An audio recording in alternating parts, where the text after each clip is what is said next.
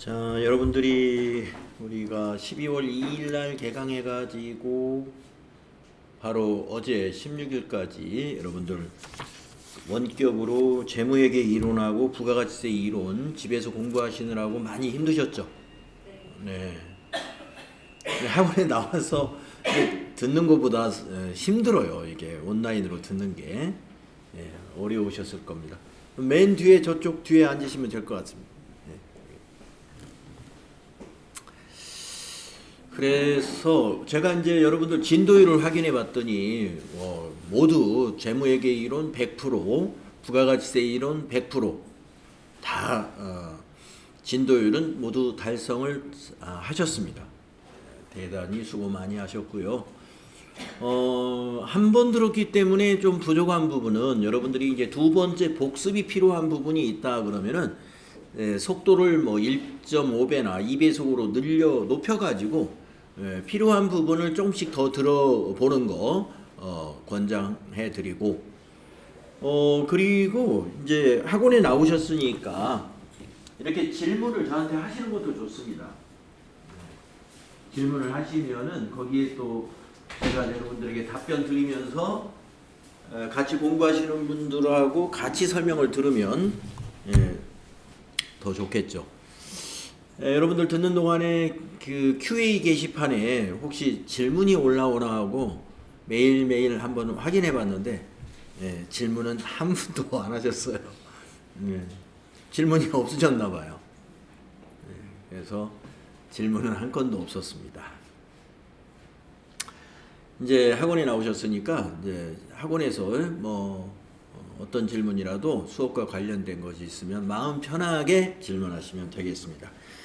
그래서 이제 재무회계 이론, 회계 이론이죠. 그러니까 그 다음에 우리가 부가가치세 신고에 관해서 공부할 거니까 부가가치세법이란 어떤 것인지 부가가치세법의 골격을 여러분들이 공부를 다 하신 거예요. 네, 근데 이제 그 평가시험을 응시를 하셔야 되는데 대부분 많은 분들은 평가시험에 다 응시를 하셨는데요. 일부 시험에 응시하지 않으신 분이 좀 계십니다. 그래서 아직 자신이 없어서 응시를 안 하신 분도 있는 것 같고요. 시간이 또 뭐 다른 문제가 있어서 아직 응시 안 하신 분이 있는데 이제 그 응시는 가능한 빨리 해주시면 돼요. 시험은 가능한 빨리 해주시고 그 다음에 만약에 여러분이 내가 시험을 봤는데 60점이 안 됐더라 그러면 제가 이렇게 봐가지고 재응시 처리를 해드려요. 재응시 해서 모두 60점이 넘도록 달성할 수 있도록 그렇게 해드리고 있습니다. 자, 그래서 이제 앞으로 이론 부분에서 부족한 부분은 그 동영상을 여러분들이 1년간 내년 우리가 12월 2일 날 개강했으니까요. 2026년 12월 1일까지는 들을 수 있겠습니다. 로그인해서 365일간 복습 가능하도록 제가 설정을 해놨거든요.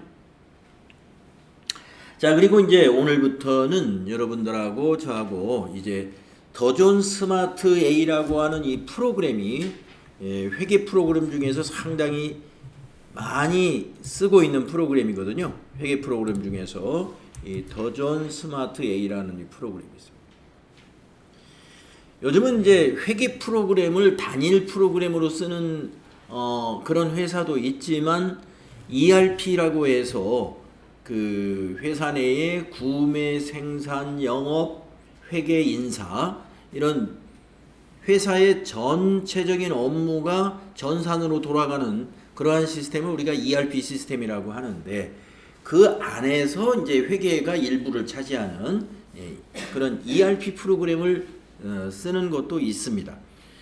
네, 그런 ERP 프로그램에서 돌아가는 이제 회계 업무나 우리가 이게 단일 프로그램으로서 더존 스마트 A라든가 또는 세무사랑이라든가 얼마예요 뭐 등의 여러 가지 그 회계 프로그램들이 많이 있는데 그 회계 업무만 끊어서 보면 다 거기서 거기에요. 비슷비슷 하는 거죠. 중요한 것은 뭐냐? 더존으로 공부를 하든 뭐 세무사랑으로 공부를 하든 아니면 ERP에 있는 회계 메뉴에서 공부를 하든 간에 중요한 것은 전표 처리를 할 줄 아느냐 하는 문제입니다.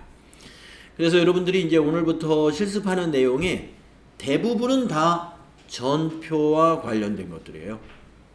전표와 관련된 것은 뭐냐 하면은 여러분들 재무회계 이론 공부하실 때 앞부분에서 분계의 원리 공부하신 거 있죠? 분계의 원리.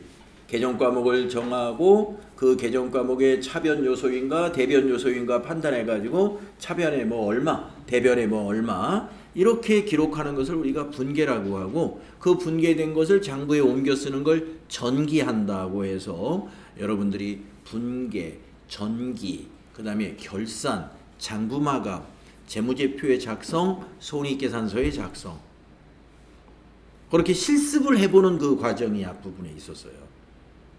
그 부분이 이 회계 실무에서는 아주 핵심적인 내용이거든요.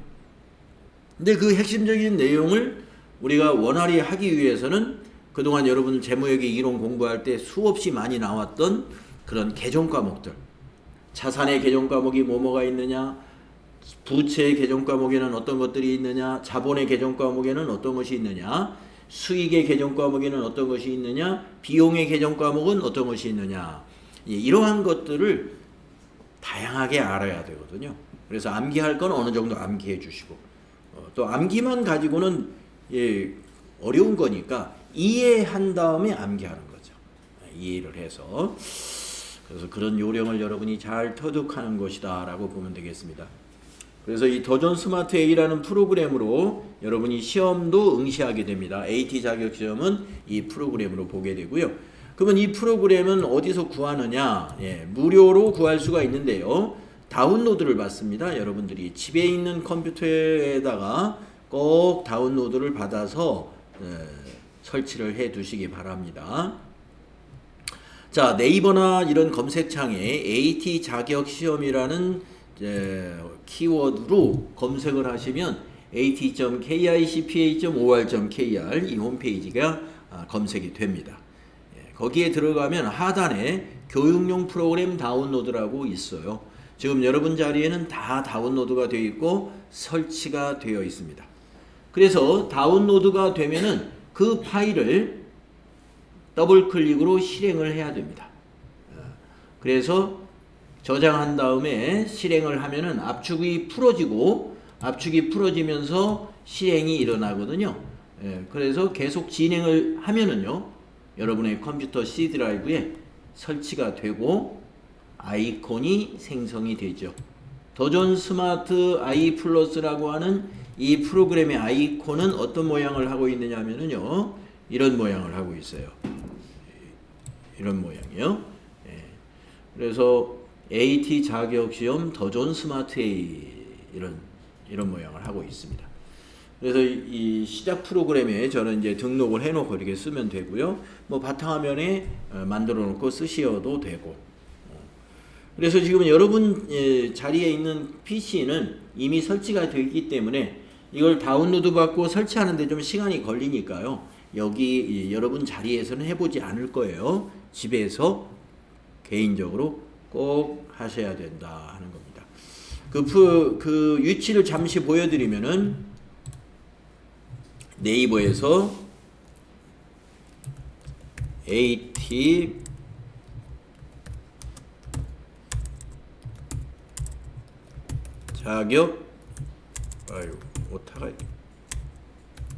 자격시험 이렇게 검색을 한단 말이죠. 그러면 검색이 되죠. 맨 상단에 검색이 됐네요. 클릭하시면은 바로 이 홈페이지입니다.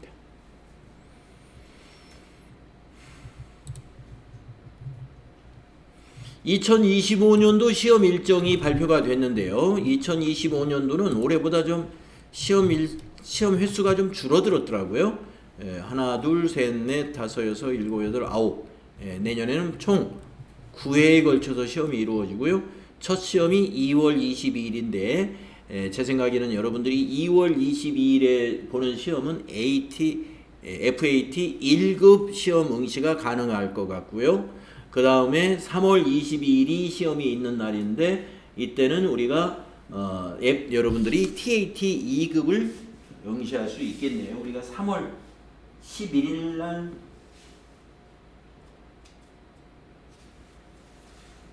3월까지죠. 우리 수업 일수가 3월 11일까지니까 22일 시험은 여러분이 TAT 2급을 보실 수 있겠다 이렇게 생각이 됩니다.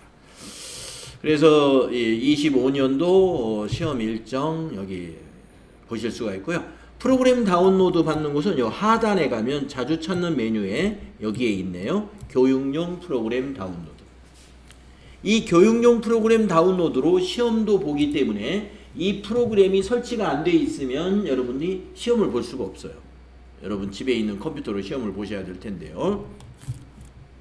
그래서 거기 클릭하시면 여기 교육용 프로그램 다운로드 1 또 옆에 2 있습니다. 아무데나 눌러서 다운로드 한 다음에 실행을 하시면 되겠습니다.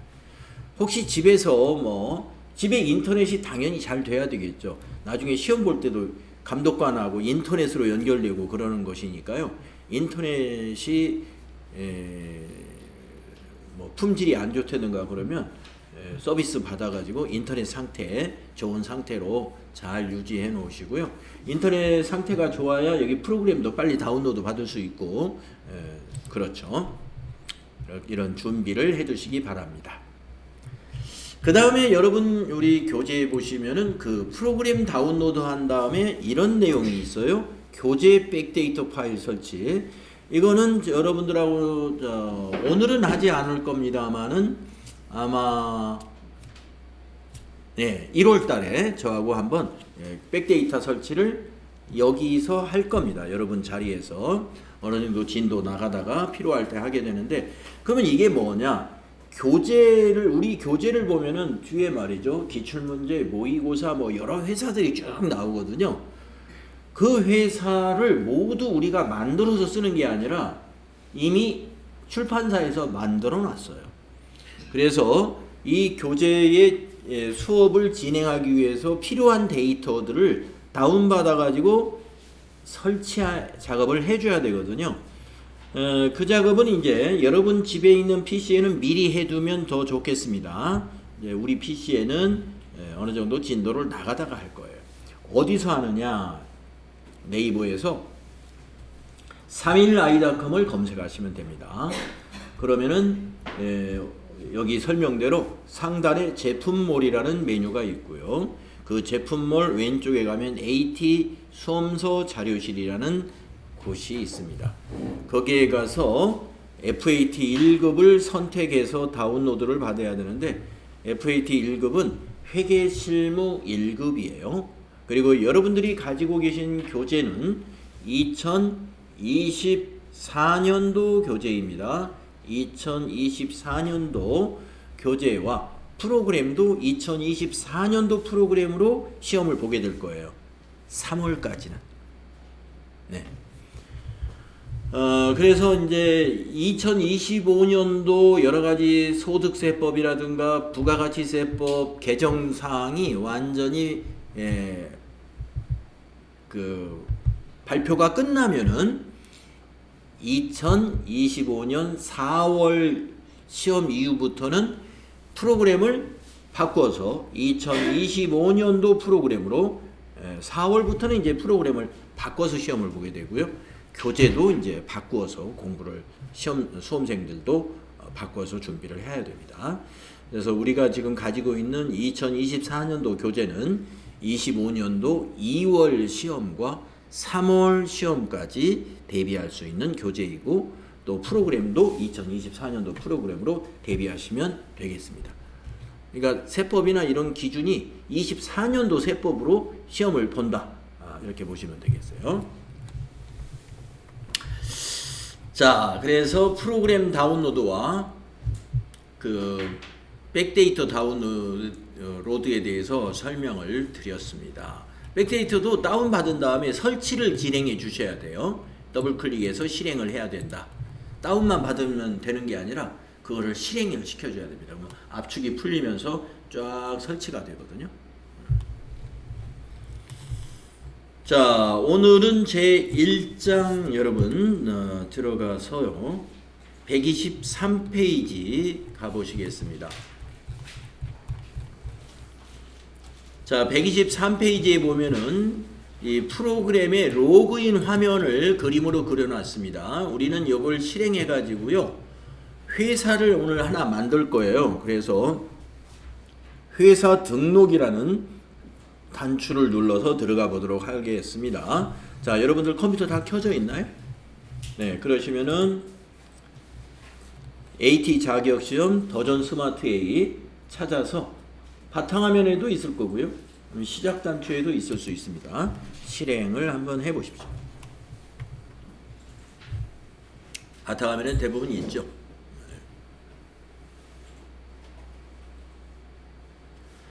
자, 이와 같이 우리 교재에 있는 그림과 똑같은 프로그램 시작 화면이 나옵니다. 자, 회사를 우리가 만들기 위해서요. 여기 회사 등록을 눌러서 들어가겠습니다. 회사 등록.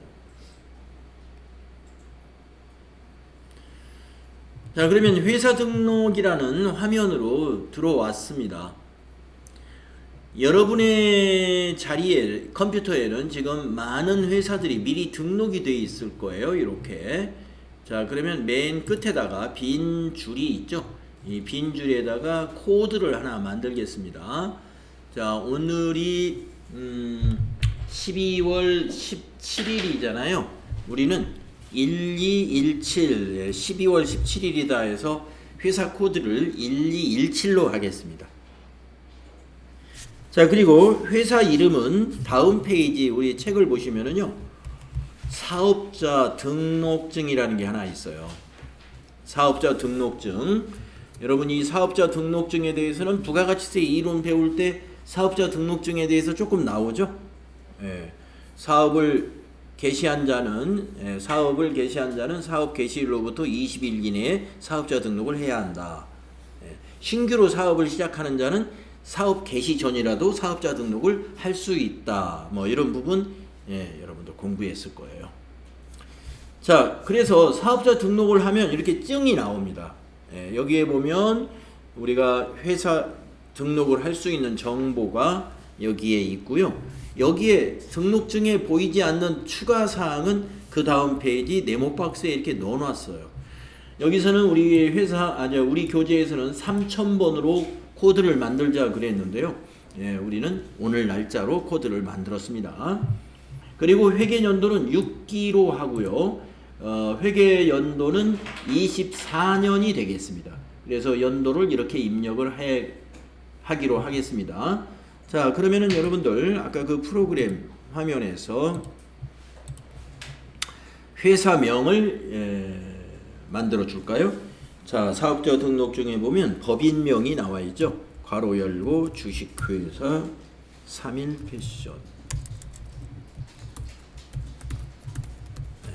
엔터 치시면 되고요. 이 프로그램에서는 어느 셀에다가 자료를 입력하고 다음 셀로 넘어갈 때 엔터 치면 넘어갑니다. 그 다음에 법인이니까 엔터 하겠습니다. 법인기업이라는 것은 주식회사가 다 법인기업이에요. 그 다음에 이 회사를 이 프로그램에서 사용할 거니까 사용해서 또 엔터 치면 되겠습니다. 그러면 커서가 1로 넘어갔어요. 회계연도로. 회계연도에 제 몇 기냐? 아까 오른쪽 네모 박스에 6기로 되어 있어요. 6하고 엔터 치세요. 자, 6기라는 것은 무슨 의미냐면은 이 회사가 올해가 24년도가 6년째 사업을 계속하고 있는 기업이다 이런 얘기입니다. 자, 연도에다가 2024라고 한번 입력해 볼까요? 2024 했더니 1월 1일부터 12월 31일 이렇게 날짜가 자동으로 입력되네요. 여러분 회계연도는 1년을 초과할 수가 없죠. 회계연도는 1년이기 때문에 24년 하니까 1월 1일부터 12월 31일. 네, 좋아요. 엔터로 계속 지나가시고. 그 다음에 2번에 보시면은 사업자 등록번호라고 있습니다. 여러분 사업자 등록번호는 모두 10자리로 되어 있어요. 3자리, 2자리, 5자리.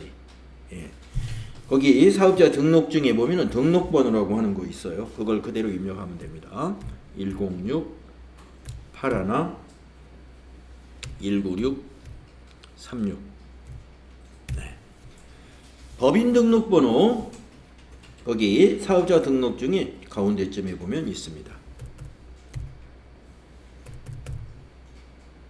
입력하면 돼요.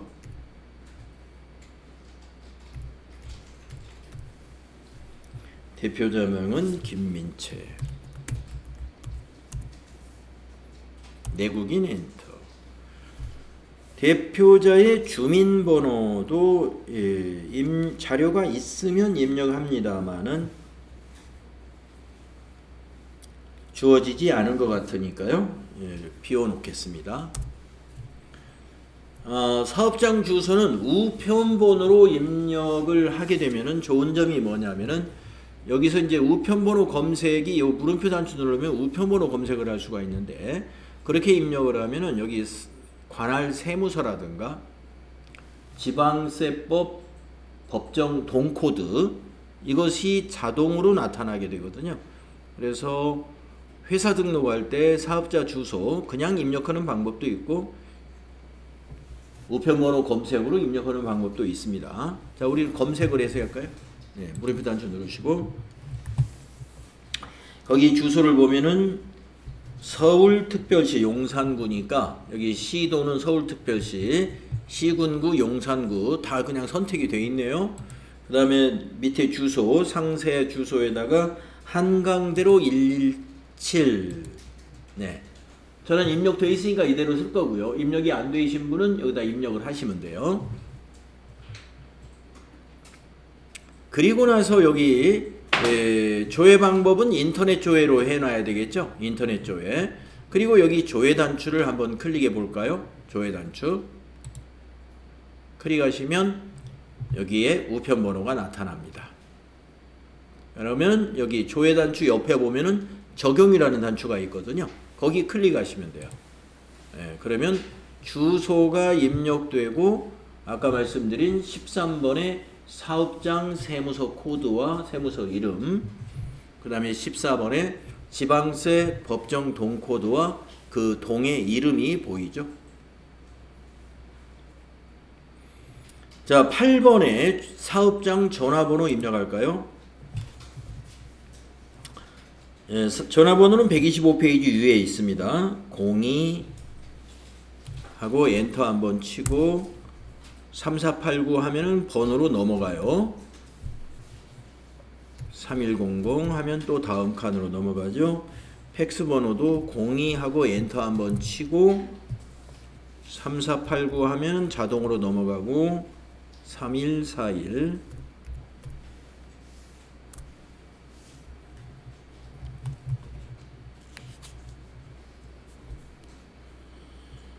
그 다음에 업종 코드 업태. 네, 업종 코드는 그냥 비워놓겠습니다. 업태를 클릭하시고 타자를 하겠습니다. 사업자 등록증에 보니까 도소매라고 되어 있네요. 업태가 도소매.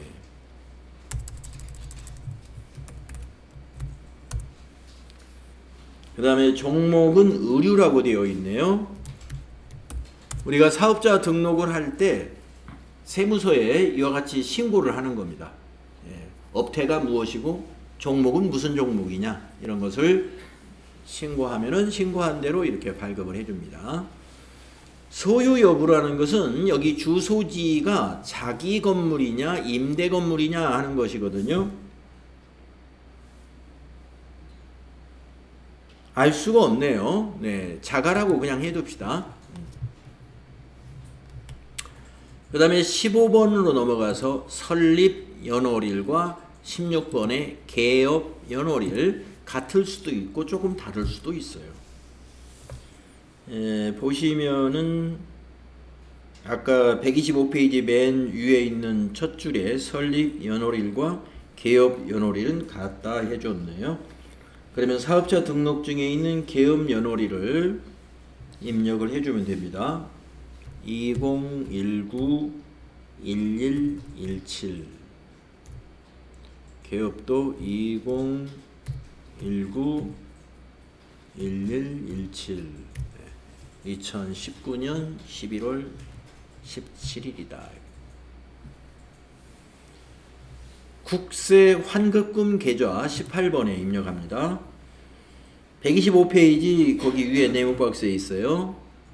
자, 물음표 단추 누르면 은행을 검색할 수가 있는데요. 우리가 앞으로 이제 이 더존 스마트A 프로그램에서 이 부분 검색에 입력을 할 때는요, 부분 검색 창에는 두 글자만 입력하는 거예요.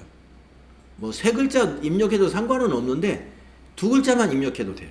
두 글자만. 그러면 이제 우리가 신한은행을 찾아야 되니까 여기다 은행을 넣으면 은행 들어가는 은행이 너무 많으니까 그건 좋은 선택이 아니죠. 신한을 입력해야죠. 두 글자를 입력한다 그러면 신한. 엔터 치면 신한은행이 88번에 등록되어 있죠. 확인해 주면 돼요. 그 다음에 엔터 치면 지점으로 넘어갑니다. 용산 지점. 또 엔터 치면 계좌번호로 넘어가죠. 거기 네, 책에 있는 계좌번호 250-202-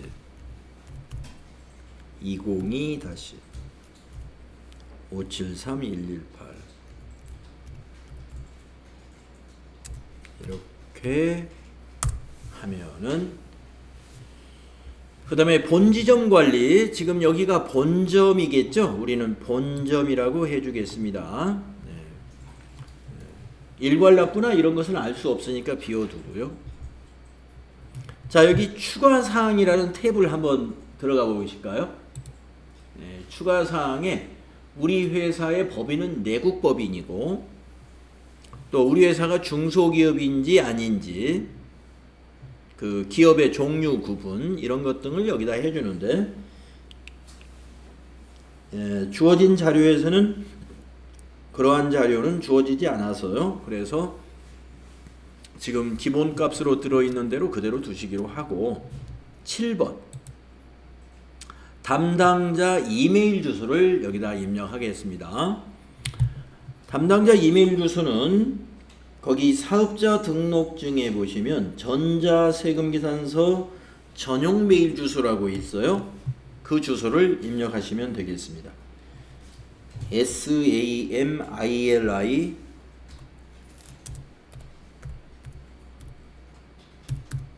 골뱅이 BILL 36524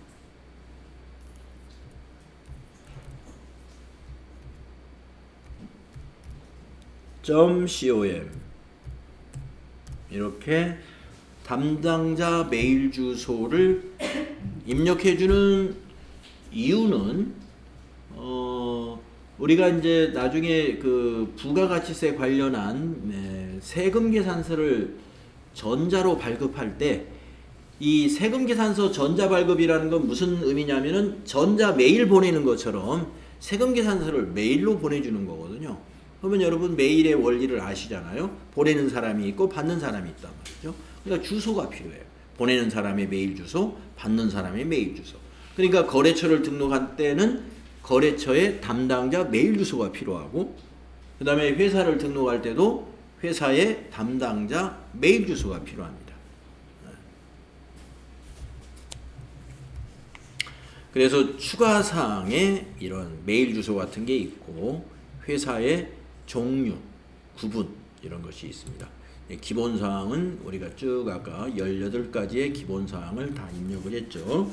자, 그래서 우리가 이제 당분간 이 3일 패션 1217번 코드를 가진 1217 코드를 가진 3일 패션을 가지고 아까 시작할 때 말씀드렸죠. 점표 입력에 대한 연습을 해 나갈 거예요.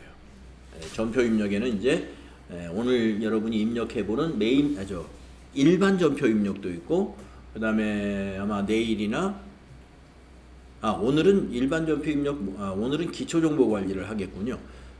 네, 오늘 일반 점표도 할 수 있어요. 시간이 될 것 같습니다. 네, 일반 점표 입력을 어느 정도 하고 나서는 이제 메인 매출 점표 입력 이런 것까지 해서 이 3일 패션으로 결산까지 한번 해볼 거예요. 결산까지 한 바퀴를 돌려보고 이제 여러분이 다음부터는 이제 백데이터를 받아가지고 이제 만들어진 회사를 가지고 숙달하는 그런 연습을 하는 거거든요. 자, 그래서 우리가 오늘 만든 회사는 이 업종이 도소매 법인이고요. 의류를 판매하는 도소매 법인입니다. 옷을 판매하는 도소매 법인이다. 자, 그러면 이제 회사 등록을 맞춰 볼까요? 여기 닫기 단추 있죠? 여기 누르시면은 다시 아까 우리가 처음 시작했던 그 시작 화면으로 이 프로그램이 나타납니다. 자, 여러분들 사용 급수를 어떻게 바꾸냐면요. FAT 1급으로 바꿔 놓으시죠. 우리가 지금 가지고 있는 교재가 FAT 1급 교재잖아요. 자, FAT 1급으로 해주시고 회사 코드를 이 돋보기 단추를 눌러가지고 1217이라는 회사 코드를 선택해 주세요. 1217 그리고 확인 그리고 이번에는 로그인을 하는 겁니다. 로그인은 그 회사의 회계 작업으로 들어가는 거예요. 회계 작업으로 들어간다. 그러니까 만약에 세무사 사무소나 회계사 사무소에서 다른 회사의 회계 업무를 장부 기장 업무를 대신 해주고 있다라고 하면은 그 세무사 사무소에 있는 직원 한 명이 회사 하나만 하는 게 아니라 회사를 여러 개 하거든요. 2개, 5개 이렇게. 그러면 내가 맡고 있는 회사의 회사 등록을 내 컴퓨터에다 5개 등록해놔야죠. 5개. 그래서 뭐 부가가치세 신고를 만약에 1월 달에 할 거다 그러면 5개 회사 다 로그인을 각각 해서 들어가 가지고 오늘 회사 3군데 끝내고 2개 회사는 내일 하고 뭐 이런 식으로 작업을 할 거다 이런 얘기입니다. 네, 그렇게 보시면 돼요. 아까 회사 등록에 가니까 왜 이렇게 회사가 많이 등록하게 되어 있지? 우리가 이것은 이제 교육용 프로그램이니까 많이 등록하게 돼 있는 거고, 돼 있는 거라고 보시면 되고요. 사실은 이제 실무에서도 이제 로그인을 하는 방식은 거의 비슷하겠죠. 회사마다 다 로그인하는 방식은 자기가 회계 업무를 처리해야 될 회사를 등록해 놓고서 로그인 해가면서 작업을 할 거다 이겁니다. 여러분 왼쪽에 보시면은 회계라는 이런 메뉴가 있어요. 회계라는 메뉴 또는 회계라는 메뉴를 클릭하면 위에 이 전체 메뉴라고 하는 게 나오는데요. 전체 메뉴 옆에 요 아이콘도 보입니다. 요렇게 보이는 요 아이콘, 이 아이콘을 눌러도 전체 메뉴가 나와요. 아니면 왼쪽에 회계 단추를 눌러도 전체 메뉴가 나옵니다. 그래서 제가 전체 메뉴에 가세요 그러면은 요 아이콘을 누르거나 왼쪽에 회계 메뉴를 눌러주시면 되겠습니다. 네, 그래서 요 메뉴 전체 화면이 지금 보이고 있는데요. 다음 페이지를 넘어가 볼까요? 126페이지. 오늘은 이제 무엇부터 공부하냐면요. 기초정보 관리를 먼저 공부할 거예요. 기초정보 관리. 기초정보 관리에서 환경 설정, 그 다음에 회사 등록은 우리가 이미 한번 연습을 해봤고요. 그 다음에 거래처 등록, 업무용 승용차 등록 등등 여기 있는 것을 쭉 한번 해보도록 하겠습니다. 자, 126페이지에 보시면은 환경 설정을 얘기해놔요. 환경 설정에 대해서. 자, 환경 설정이라는 건 뭐냐면 회사의 특성에 따라서 입력하는 방법을 설정하는 것입니다. 그러니까 그 회사의 특성이라는 것은 업태와 종목을 말하는 거예요. 업태가 제조업이냐, 도소매업이냐, 건설업이냐, 뭐 이렇게 업태가 뭐냐. 종목도 이제 도소매업인지, 뭐 서비스업인지 이런 업종이 업태와 종목에 따라서 그 특성에 맞는 환경 설정을 해두는 것이다 이렇게 보시면 되겠습니다. 그래서 거기에 가면은 이제 전체 회계 이런 그 탭이 있거든요. 이걸 우리가 이제 자연스럽게 이러한 그 전체 탭에 가서 뭘 보고 회계 탭에 가서 뭘 확인하고 고치고 하는 것들은 앞으로 우리가 이제 문제풀이 같은 걸 할 때 환경 설정에서 뭔가를 해야 되는 일이 있어요. 그런 수행을 하면서 익혀 나갈 겁니다. 그래서 바로 127페이지에 문제 수행 과제가 하나 있어요. 이걸 하면서 환경 설정을 한번 이해해 보겠습니다. 자, 127페이지 보시면은 수행 과제를 이렇게 내놨습니다. 3.1패션은 의류 도소매업을 운영하는 법인 기업으로 매입과 매출 거래의 전표 입력과 관련된 기본 계정 과목 설정을 하고자 한다. 그래서 첫 번째 수행은 회계라는 탭에 가가지고 기본 계정 설정을 매출은 상품 매출로, 그리고 매출 채권은 외상 매출금으로, 매입은 상품으로, 매입 채무는 외상 매입금으로 기본 계정을 사용하도록 설정하겠다 하는 것입니다. 네. 여러분들 상품 매출은 여러분 수익 계정 공부할 때 상품 매출, 수익, 영업수익에서 상품 매출, 수익 계정에 해당되는 거 보셨을 거예요. 그 다음에 매출채권 하는 것은 당좌자산 여러분 공부할 때 매출채권에는 두 개의 계정 과목이 있었거든요. 외상매출금과 받으러움. 네.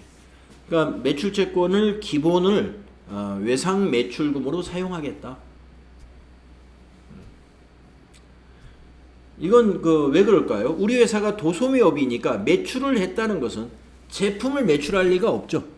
상품 매출일 거예요.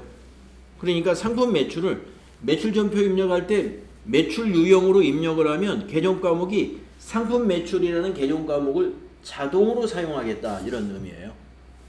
그러니까 나중에 여러분들 이제 메인 매출전표 입력을 해보시면 알게 되는데요. 메인 매출전표는 우리 교육용 프로그램에서도 자동화가 되어 있어요. 예, 자동화가 되어 있는데 분계가 자동으로 만들어지거든요. 그때 상품 매출하겠다 그러면 상품 매출이 계정 과목이 자동으로 입력이 된다는 뜻입니다.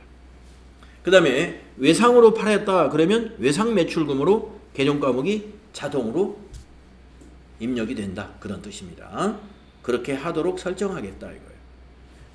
매입은 도소매업이니까 원재료를 매입할 리가 없잖아요.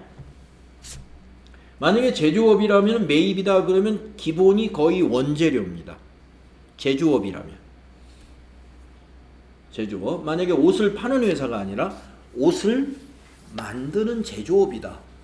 그러면은 옷을 만들려면은 일단 옷감을 사와야 옷을 만들 거 아니겠습니까? 그러면 그 옷감이 뭐냐면 원재료가 돼요. 예, 옷을 만드는 그 소재를 사오는 거. 가죽옷을 만든다 그러면 가죽을 사와야 되겠죠.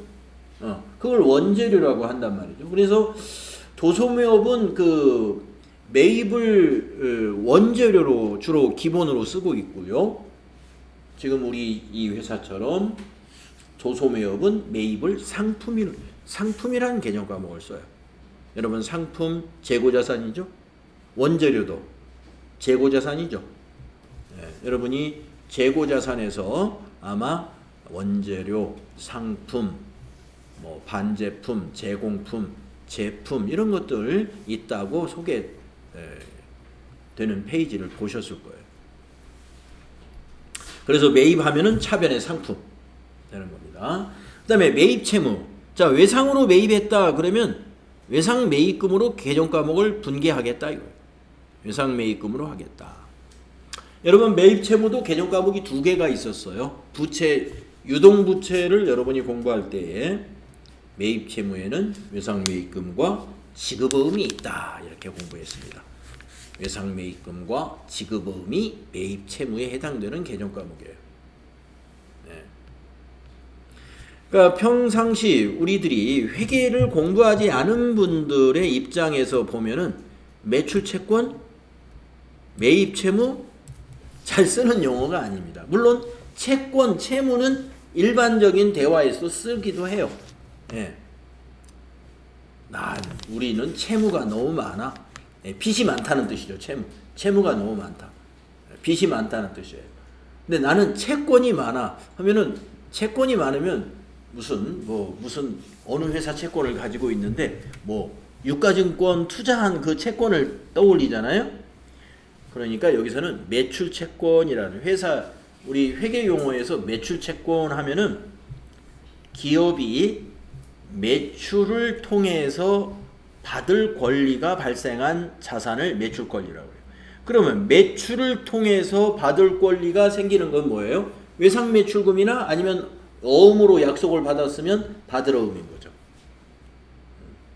그래서 우리가 여러분들이 이제 회계 공부를 했기 때문에 매출채권 하면은 재무상태표를 볼 때 외상매출금과 받을 어음을 더하면 그게 매출채권이에요. 네. 재무상태표를 딱 표로 제시해 놓고, 자, 3일 패션, 주식회사 3일 패션에 반기 말 매출 채권은 얼마인가 이렇게 했어요. 근데 재무상태표에 매출 채권이라는 거 아무리 봐도 없어.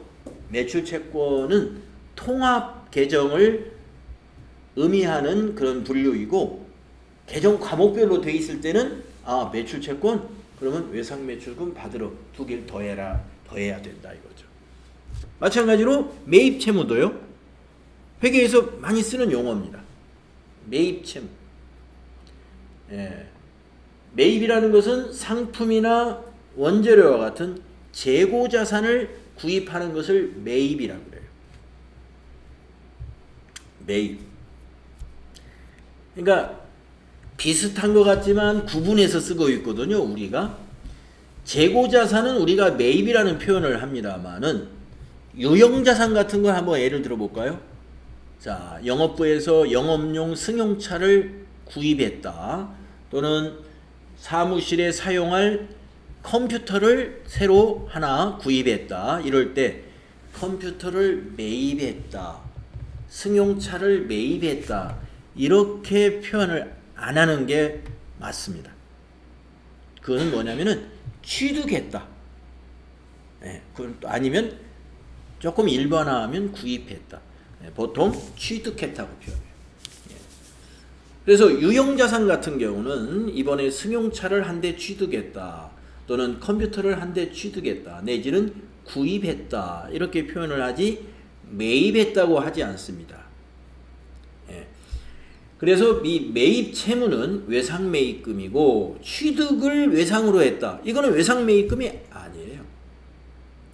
그러니까 이번에 승용차를 현대자동차 24개월 할부로 취득했다. 그러면 외상 매입금이 아니고 미지급금. 채무지만 구분을 해요. 매입 채무는 그냥 외상 매입금이나 지급 어음만 매입 채무인 거예요. 유형자산 같은 것을 우리가 외상으로 산 것은 외상 매입금을 안 쓰죠. 미지급금을 써요. 미지급금. 컴퓨터를 1개월 후에 대금을 지급하기로 하고 컴퓨터를 구입했다. 아니면 법인카드로 컴퓨터를 구입했다. 이거 다 뭐예요? 미지급금. 채무는 채무인데 매입 채무가 아닌 거죠. 매입 채무는 외상 매입금이다. 자, 그렇게 여러분들이 아마 이론 공부가 지금 상당한 수준으로 되어 있다면은, 지금 여기 정리하는 상품 매출이라든가 매출 채권의 의미라든가 또 매입에서 상품, 그 다음에 매입 채무의 의미, 이런 것들이 잘 정리가 되어 있어야 되는 거죠. 근데 내가 듣긴 들었는데 아직 정리가 잘 안 된다 이거죠. 이제 앞으로 실습을 하면서 정리하셔야 되고, 그리고 질문을 해서 정리를 하셔야 되고, 이렇게 해야 되겠습니다. 자, 수행 2번에 보면은 회계 탭에 가가지고 신용카드 거래에 대한 기본 계정을 설정한다는 거예요. 자, 신용카드 거래일 때 카드 채권은 뭐냐면은 신용카드로 우리가 받을 권리가 발생했다는 거예요. 그건 뭐예요? 우리의 상품을 카드로 팔았을 때를 얘기하죠. 우리가 옷을 판매하는 법이니까 카드 채권이라는 것은 고객이 카드로 우리 회사 옷을 사간 거예요. 그러면 우리는 외상 매출금으로 회계 처리하겠다 이거예요. 외상 매출금. 왜 외상 매출금일까요? 카드 회사에서 돈이 아직 안 들어왔으니까. 아직까지는 외상이에요. 2, 3일 있다가 카드 회사에서 우리의 그 카드 대금 들어오는 계좌로, 보통예금 계좌로 돈이 들어오겠죠. 그때 외상 매출금을 받은 것으로 또 회계 처리해요. 외상 매출금. 상품을 외상으로 파는 것도 외상 매출금. 상품을 카드로 파는 것도 외상 매출금이죠. 자, 그 다음에 카드 채무라는 말이 있네요. 카드 채무.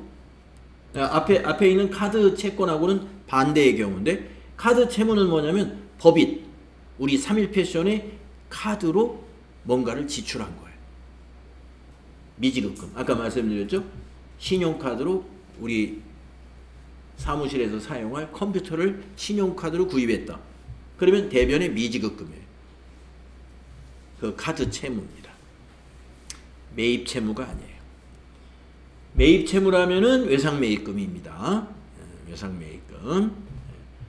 그러니까 카드로 컴퓨터를 샀으니까 미지급금인데, 만약에 카드로 우리 회사 상품을 사왔어요. 옷을. 그러면 그건 외상 매입금이에요. 카드로 컴퓨터를 샀으니까 미지급금인 겁니다. 자, 요런 것들 이제 우리가 미지급금과 이 외상 매입금의 차이, 이런 것들을 이제 여러분이 앞으로 알고 더 확실하게 알고 나가셔야 돼요. 자, 그러면 환경 설정 가가지고 이렇게 되어 있는지 확인하고요. 안 되어 있으면 고쳐보도록 하겠습니다. 자, 여러분 환경 설정 들어갈까요? 네. 그러면 전체가 있고 그 옆에 회계가 있고 내 컴퓨터가 있고 뭐 이렇게 탭이 CMS 4개가 있잖아요. 회계 탭에서 하라고 그랬죠. 자, 회계를 클릭하시면은 메인 매출 전표 입력 자동 설정 관리라고 그랬어요. 나중에 여러분들이 메인 매출 전표 입력할 때 보면은 분계가 자동으로 되는 걸 볼 수가 있는데, 그때 자동으로 나타나게 할 계정 과목들, 기본 계정 설정, 신용카드 계정 설정, 이거를 우리 책에서 지금 수행 과제로 준 거예요. 자, 1번 기본 계정 설정에 매출은 상품 매출, 매출 상품 매출 제대로 되어 있네요. 매출 채권 외상 매출금 제대로 되어 있네요. 매입은 상품 제대로 되어 있네요. 매입 채무는 외상 매입금. 여러분도 똑같이 되어 있나요? 네, 그 다음에 동그라미 2번 신용카드 기본 계정 설정 보겠습니다. 카드 채권은 미수금으로 되어 있네요. 이걸 외상 매출금으로 바꾸겠습니다. 자, 카드 채권을 우리는 외상 매출금을 쓰겠다 그랬으니까요. 물음표 단추가 검색 단추예요. 누르셔가지고 부분 검색은 2글자만 쓰면 된다고 그랬죠. 외상을 입력해 볼까요? 그리고 엔터 쳐보세요. 그러면 외상 매출금 108번 보일 거예요. 확인 단추 누르고 누르면 여기에 아까 카드 채권의 108번 외상 매출금으로 고쳐졌습니다. 미수금이 아니라 외상 매출금으로 쓰겠다. 카드 채권을.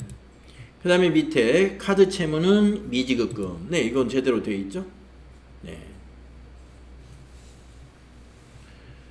그 다음에 나중에 또 이 부분이 설명이 될 기회가 있을런지는 모르겠습니다만은 미리 말씀드리면, 신용카드 거래를 메인 매출 전표에 나중에 입력할 때 공급가액에다가 카드 입력 방식을 보면은 공급 대가 이렇게 되어 있네요. 공급 대가 가로 열고 부가세를 포함한 것이다.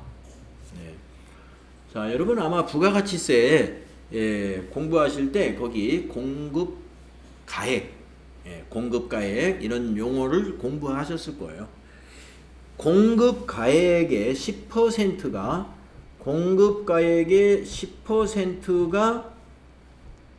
세액이거든요. 10%가 부가세, 세액이에요. VAT, 부가가치세 세금인데, 이 공급 대가라는 건 뭐냐면은 공급가액에다가 이 부가세 10%를 합친 거예요. 만약에 공급가액이 10만 원이다 라고 하면은 거기에 부가세가 10%면은 만 원이지 않습니까? 만 원. 그러면 두 개를 더하면 11만 원이죠. 이 세금을 포함한 합계를 우리가 공급 대가라고 합니다. 그래서 여기에 카드 입력 방식이 공급 대가로 되어 있기 때문에 나중에 이제 메인 매출 전표 입력은 오늘은 안 할 것 같습니다만은 이제 며칠 있다가 하게 될 때, 카드니까 우리가 금액을 입력할 때 요 합계를 입력하는구나. 왜 그렇지? 환경 설정이 그렇게 돼 있으니까. 그래서 환경 설정을 이렇게 공급 대가로 해 놓았기 때문입니다. 공급 가액으로 바꿔서 사용할 수도 있어요. 사용할 수도 있고 공급 대가를 쓸 수도 있는데 시험 나중에 여러분이 시험 보실 때 카드건에는 공급 대가로 환경 설정을 해 놓은 상태로 시험을 보거든요. 그래서 우리도 거기에 맞춰 놓겠습니다. 공급 대가로. 자, 그러면 환경 설정 창을 닫아 놓으시고요. 네, 좀 쉬었다가 다음 시간에 이제 거래처 등록 128페이지부터는 다음 시간에 같이 해보도록 할게요. 쉬었다 하겠습니다.